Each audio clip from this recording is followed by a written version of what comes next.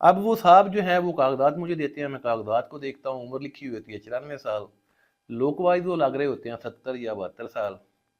تو تب پھر اس نے اپنی صحت کا جو سیکرٹ تھا وہ میرے سے شیئر کیا، اور جب میں نے پوری چیزوں کا بغور جائزہ لیا، دیکھا، تو آج آ کے یہی 2 چیزیں نکلی جو ابھی آپ سے میں شیئر کرنے والا ہوں۔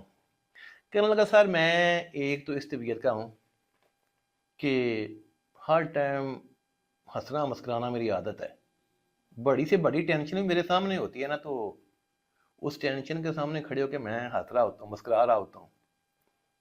میں نے وجہ پوچھی، میں کہا یار ٹینشن کے سامنے کھڑے ہو کے مسکرانے کی وجہ، یعنی کہ اس کے پیچھے کیا راز ہے؟ تو کہنے لگا سر ٹینشن تو ٹینشن رہنی ہے، یعنی کہ جو پرابلم ہے، جو مسئلہ ہے، اس نے تو رہنا ہے، میرے رونے سے یا ہنسنے سے اس نے ختم نہیں ہونا، اس نے سلجھنا نہیں ہے، تو پھر مجھے کیا ضرورت ہے کہ اس کے سامنے میں کھڑا ہو کے روؤں؟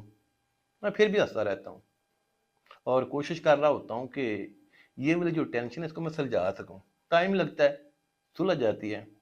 اب میں اس کو رو کے سلجھاؤں یا ہنس کے سلجھاؤں، جو ٹائم لگنا ہے وہ تو لگنا ہی لگنا ہے۔